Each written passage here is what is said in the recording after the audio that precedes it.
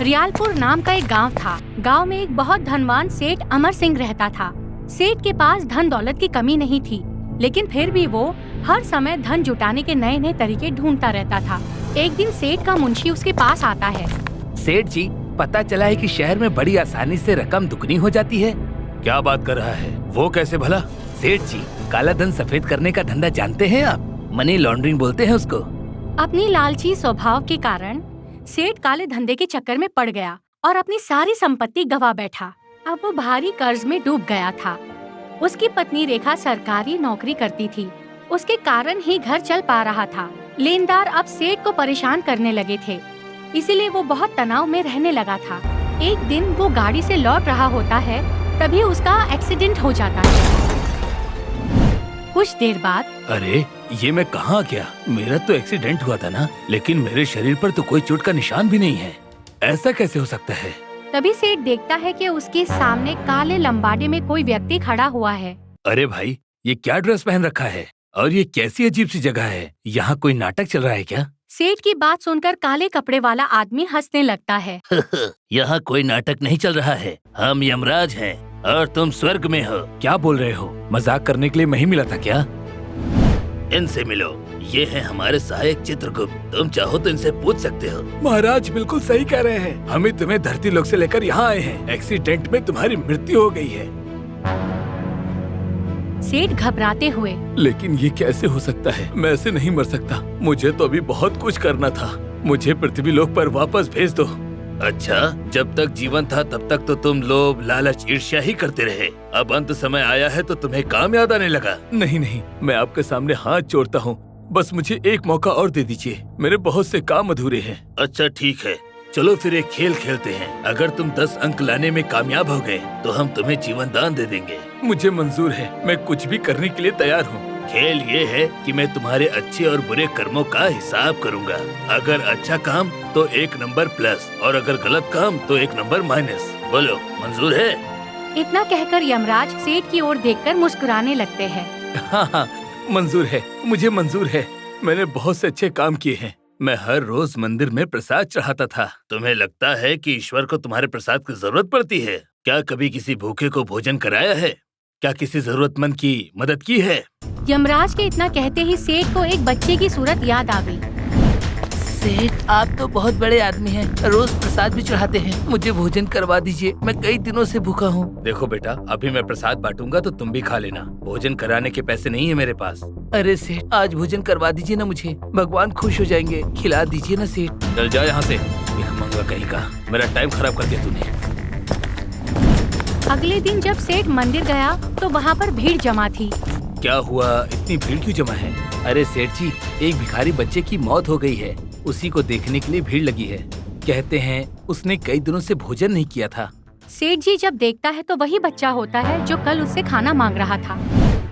बोलो सेठ, तुम चुप क्यों हो गए? तुम्हारे चढ़ाए हुए प्रसाद का एक कण भी ईश्वर के पास नहीं पहुंचा। जब तुम्हें सच में ईश्वर को भोजन कराने का अवसर मिला तो तुमने उसे धुतकार कर भगा दिया। बोलो, तुम 1 अंक पाने का अधिकार रखते हो या फिर गंवाने का?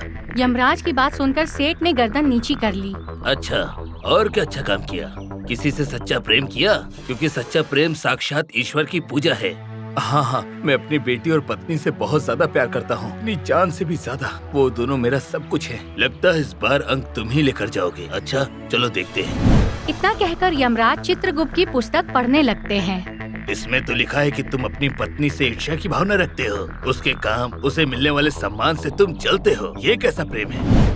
मैं नहीं चाहता था कि वो नौकरी करे। असल में सरकारी ऑफिसर बनने के लायक तो मैं था, वो नहीं। मेरे अंक तो ज्यादा थे, लेकिन इंटरव्यू से मैं बाहर कर दिया गया और वो सिलेक्ट हो गई। ये तुम्हारा अहम बोल रहा है अमर। रेखा ने खुद को साबित किया है, इसीलिए तुम उससे जलने लगे। फिर ये प्रेम कैसे हो सकता है? तुमने प्रेम को कलंकित किया है, इसीलिए तुम्हारा 1 अंक और काटा जाता है। मैं अपने पिता का अच्छा बेटा बना, उन्हें खुशी दी और वो बहुत खुश थे। इसका 1 अंक तो मुझे ही मिलेगा।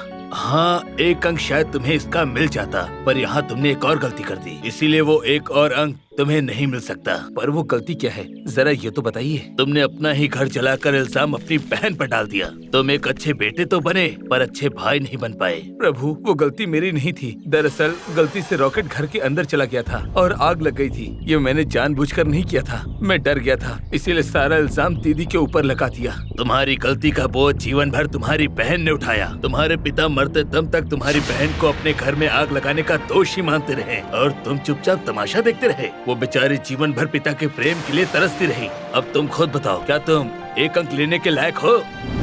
प्रभु, मुझे एक मौका दे दो प्रभु। मैं पापा के पैरों में गिरकर माफी मांग लूंगा।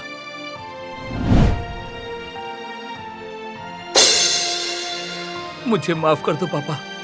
मैं आपकी नफरत नहीं पाना चाहता था, इसीलिए मैं चाहकर भी आपसे सच कभी नहीं बोल पाया। दीदी की कोई गलती नहीं थी। वो घर मेरी वजह से चला था। मुझसे बहुत बड़ा अपराध हुआ है। मैं भी माफी मांगता हूँ। अपने बच्चों से ज्यादा मैंने अपने मकान को प्यार किया। अगर तुम वापस जाओगे तो रश्मि से कहना कि पापा उसे बहुत प्यार करते हैं। हो सके तो अपने बाप को माफ कर दे। अरे वाह सेठ, इस बार तो तूने 2 नंबर प्राप्त कर लिए। 1 नंबर सच बोलकर माफी मांगने के लिए और दूसरा नंबर अपने पिता को गलती का एहसास दिलाने के लिए। इसी तरह यमराज सेठ से उसके अच्छे और बुरे कर्मों के लिए बारी बारी सवाल पूछते रहते हैं और अंत में सेठ के पास 9 अंक जमा हो ही जाते हैं। ये अंतिम सवाल, तुम तो भारी कर्जे में डूबे हुए हो और अपने हिस्से की काफी जिंदगी भी जी चुके हो। अगर तुम इस खेल से पीछे हट जाओ तो मैं तुम्हारे स्थान पर तुम्हारे बाद आने वाले मानव को जीवन दान दे सकता हूँ। अरे नहीं नहीं, ये तो चीटिंग है। मैंने बड़ी मुश्किल से सारे पड़ाव को पार किया है। मैं पीछे नहीं हटने वाला। देखो, वो एक 8 साल की बच्ची है। तुम चाहो तो मैं उसे जीवन दान दे सकता हूँ। नहीं नहीं भगवान, बस आप मेरा जीवन मुझे वापस कर दो। मैं अपने परिवार के पास लौटना चाहता हूँ। यमराज सेठ की बात सुनकर मुस्कुरा देते हैं और उसे तथास्तु कह देते हैं। कुछ देर बाद सेठ की आँख खुलती है तो वो खुद को अस्पताल में पाता है। पेशेंट को होश आ गया। सिस्टर जल्दी आओ।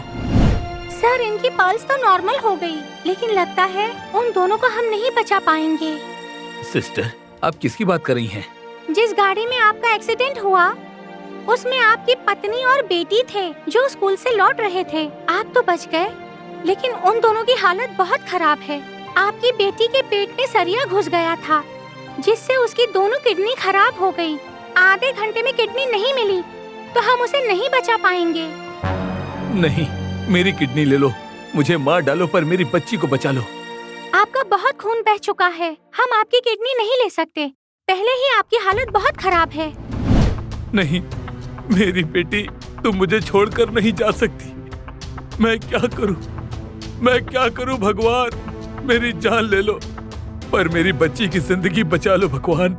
इतना कहते हुए सेठ ने अपना ऑक्सीजन मास्क हटा दिया। सेठ लंबी लंबी सांसें लेने लगा और कुछ ही देर में वो बिस्तर से नीचे गिर पड़ा। आंखें खुली तो वो फिर से यमराज के सामने था। अभी तो तुम यहाँ से अपने प्राण लेकर गए थे, इतनी जल्दी वापस भी आ गए। मेरी बच्ची के प्राण बख्श दो। मैं खुशी खुशी मरने के लिए तैयार हूँ भगवान। मैंने तो तुमसे कहा था कि अगर तुम यहाँ रुक जाओ तो मैं उस बच्ची के प्राण वापस कर दूंगा, लेकिन तुम नहीं माने और अपने प्राण लेकर वापस चले आए। मुझसे भूल हो गई। मुझे रुपया, पैसा, धन दौलत, यहाँ तक कि मुझे अपनी जिंदगी भी नहीं चाहिए। बस मेरे बच्चे को ठीक कर दो प्रभु। इधर अस्पताल में नर्स सेठ को जमीन पर गिरा हुआ देखती है तो वो तुरंत डॉक्टर को आवाज लगाती है। डॉक्टर, जल्दी आइए, देखिए पेशेंट को क्या हो गया। डॉक्टर तुरंत सेठ को आईसीयू में ले जाते हैं। तभी उसके जेब से एक कागज निकलकर जमीन पर गिरता है। कागज पर सेठ ने लिखा था, मैं अपनी इच्छा से अपने प्राण त्याग रहा हूँ। मेरे मरने के बाद मेरी किडनी मेरी बेटी को दे दीजिए, यही मेरी आखिरी इच्छा है। कुछ घंटों के बाद सेठ को होश आया तो वो वापस हॉस्पिटल में था। बधाई हो सर, आपकी बेटी की जान बच गई है। लास्ट मोमेंट पर हमें एक डेड बॉडी मिली जिसकी किडनी आपकी बेटी से मैच हो गई है। मेरी पत्नी, वो तो ठीक है ना? वो भी आप खतरे से बाहर है। हमें एक ब्लड डोनर मिल गया था, उसी के रिश्तेदार की बॉडी से किडनी हमने आपकी बेटी को लगा दी। लेकिन वो फरिश्ता था कौन? मैं उनका धन्यवाद करना चाहता हूँ। वो तो चले गए, उन्होंने अपना नाम भी नहीं बताया, बस ये लिफाफा आपको देने के लिए कहा था। सेठ जल्दी जल्दी लिफाफा खोलता है। उस लिफाफे में 2 करोड़ का चेक रखा हुआ था। नीचे लिखा हुआ था, तुम परीक्षा में पास हुए, अच्छी शुरुआत करना।